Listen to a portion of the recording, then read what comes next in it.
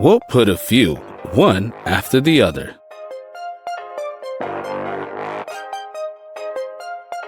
And then we'll push the first one. It's time to move on to heavy artillery. We'll start with 10 bricks for now. One light movement of the foot. Bricks are falling like dominoes. Let's repeat it.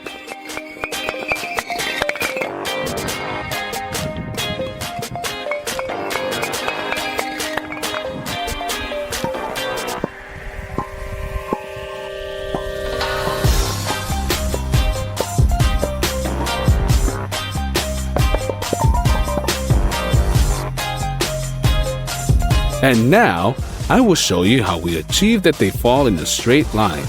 The bricks need to be properly stacked up on top of each other. The key role is played by the point of contact of the bricks, which should not be more than 1 centimeter. Now, we will expose the bricks, remove the support, and repeat our trick.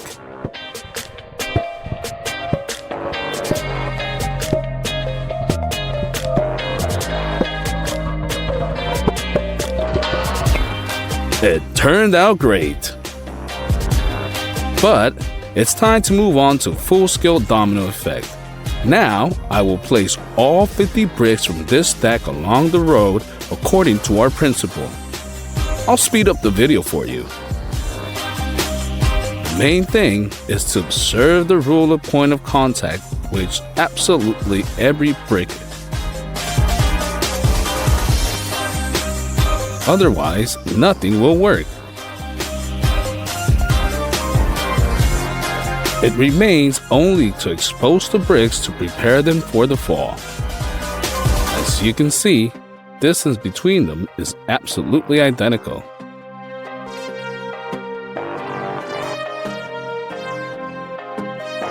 We remove the supporting brick and we are ready for action. That's such a long row we got, as many as 50 bricks. Are you ready to see them fall?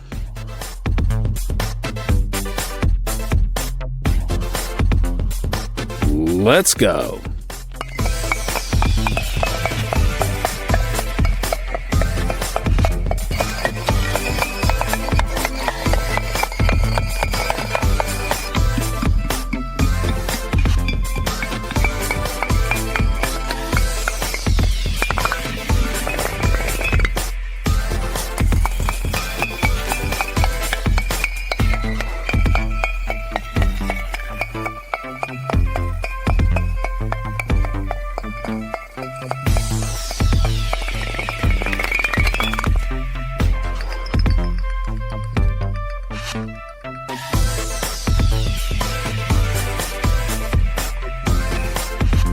We did it! Domino effect with 50 bricks. Let's run them again.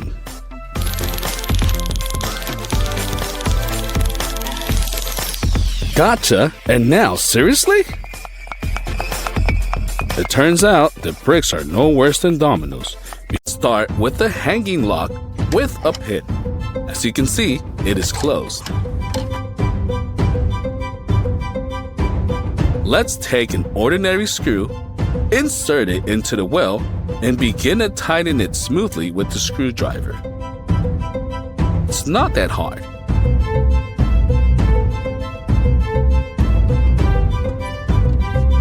When the screw fits tightly inside, we take a crowbar and pry it, and pull the mechanism itself out of the lock together with the screw. The mechanism is outside, which means nothing will prevent us from opening the lock.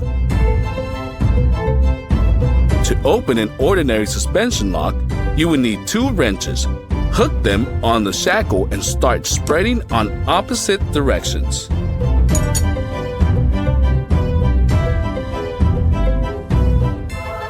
And here are some examples of how it works in real life. Even on the door, or even on a gate. And if the lock is too big, add an extra stop between the keys. A little more complicated, but the lock still tends itself. This method also works with combination lock.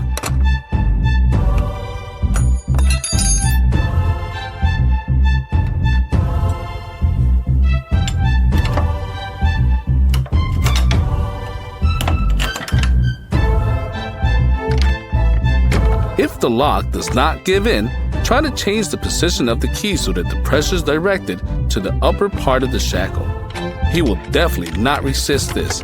And yes, this method will work with the padlock, although it takes much more effort than all previous locks.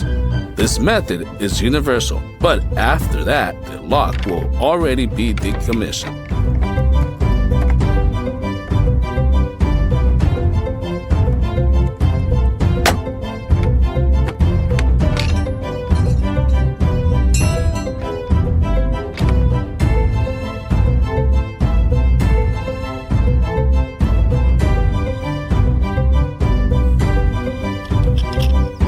And here's another way to open such locks. To begin with, we'll fasten it. And now, we need a gas burner. Unscrew the gas to the full and then install the burner directly opposite of the lock. This method will take a decent amount of time, so it's better to fix the balloon in place. Gradually, the flame will burn all the paint and then begin to heat up the metal of which the lock consists. When the temperature becomes critical, the lock will gradually melt and crumble. It will only be necessary to help him a little with the wrench.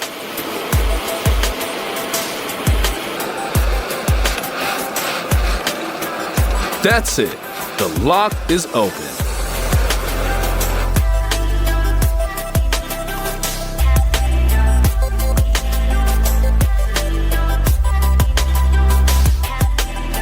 And here is the metal that has fallen to the ground. It was aluminum or another fusible metal. However, with the steel lock, this trick is unlikely to work.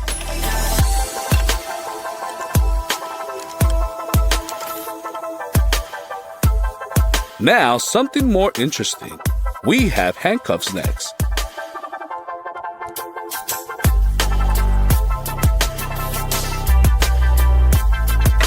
Throw away the key and lock them on my wrist for the purity of the experiment.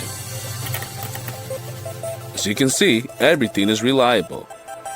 Now, we need a regular hairpin, or rather an en-bloc metal plate.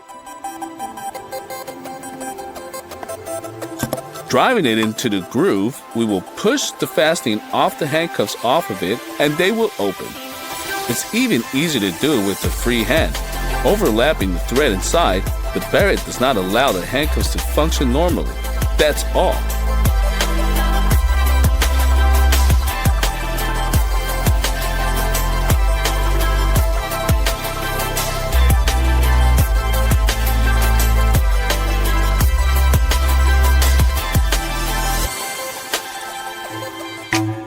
And next, we have a combination lock. And that's how it works. We'll pull a shackle 180 degrees, click on it, and make a random combination of numbers.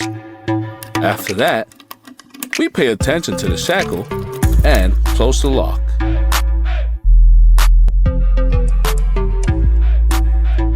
Rearrange the numbers and the lock is closed.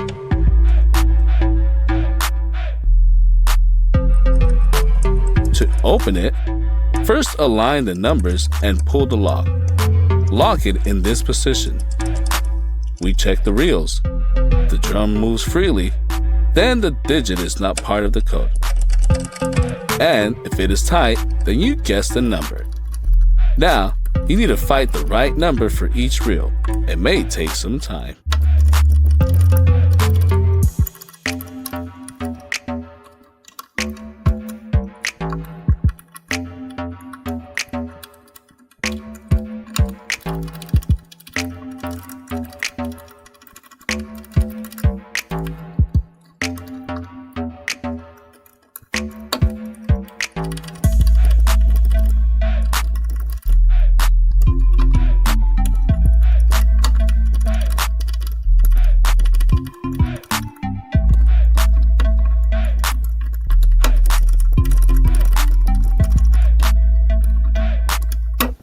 until the castle finally opens, and most importantly, after that, the castle will remain intact.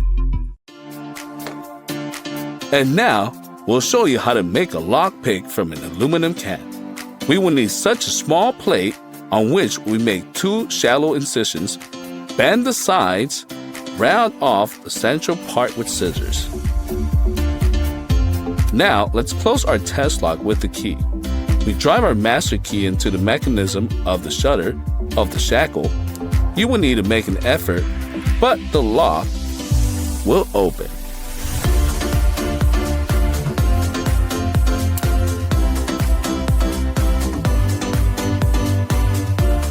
If the lock has 2 locks, then we will need 2 lock pins. As you can see, combination lock has a similar shutter mechanism. So let's check our lockpick on it too.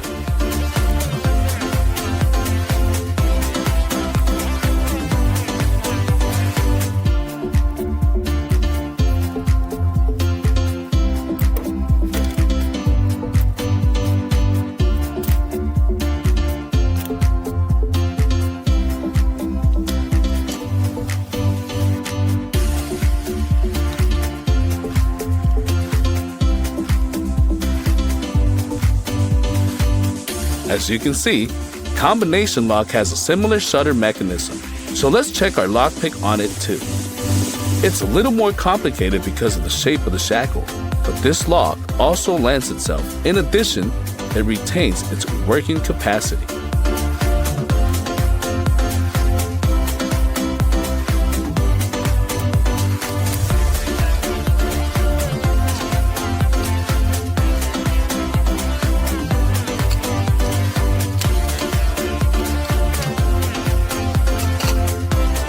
Let's take a hammer and a single bolt lock. Let's hit the castle hard with the hammer.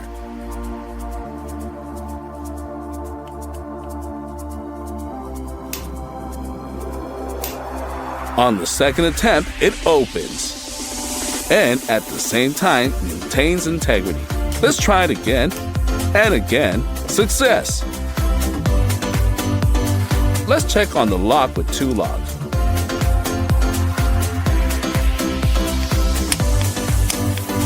Unfortunately, no matter how much we beat, the lock remains firmly closed.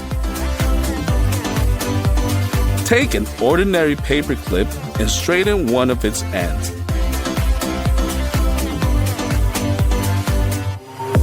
Now, we will need pliers for fine work. We create this shape. We fold the second paper clip in this way and bend the loop.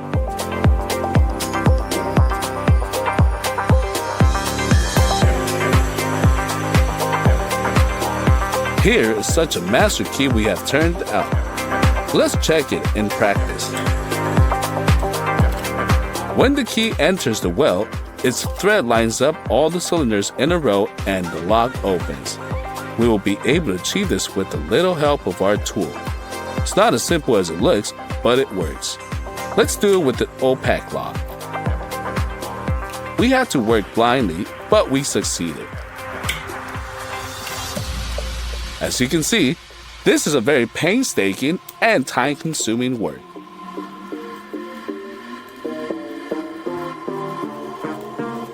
In order to do it faster, you will have to get the hang of it. But then, any lock will give in to you. Such master key can be made from a hair clip.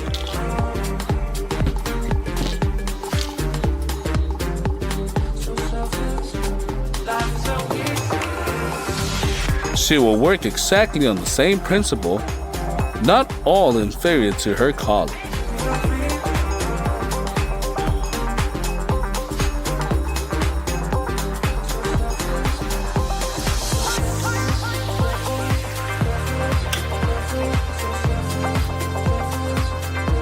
Let's take an inexpensive padlock and close it.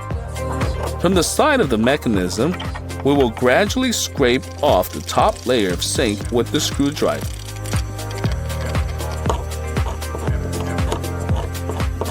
At some point, you will see the silhouettes of the cylinders on the body.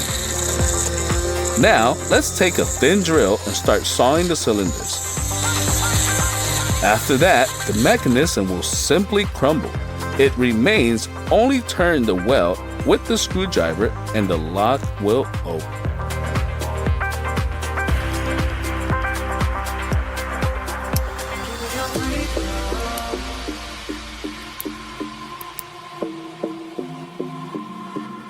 Some locks can be opened with the kitchen knife. By inserting it at the right angle, you will easily push through all the cylinders. It remains only the crank and the lock will open. Of course, it is more difficult to do this blindly, but with proper skill, any lock will give in to you.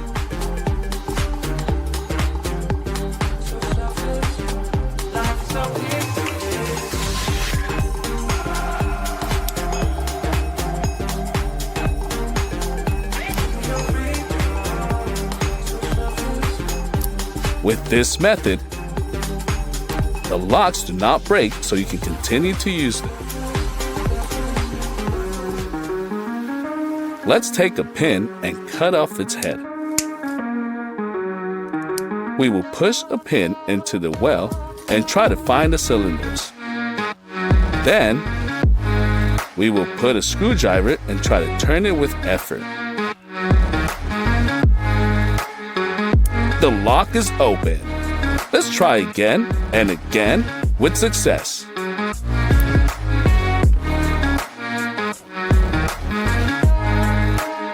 And now, we will show you how to copy keys with improvised tools. The key role in the key is played by its carving. Let's heat the key with the lighter. When it is covered with a dark layer, we will attach a sticky tape to it and remove this dark layer.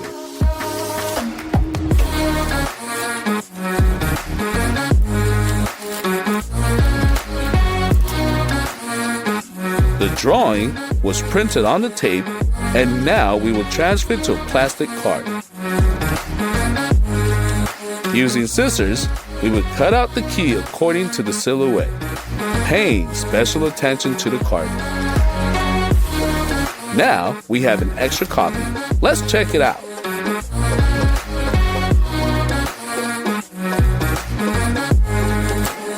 The lock opens on the first attempt.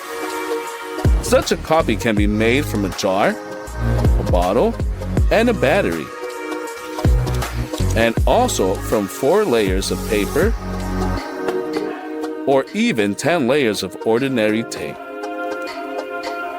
For copies made of soft materials,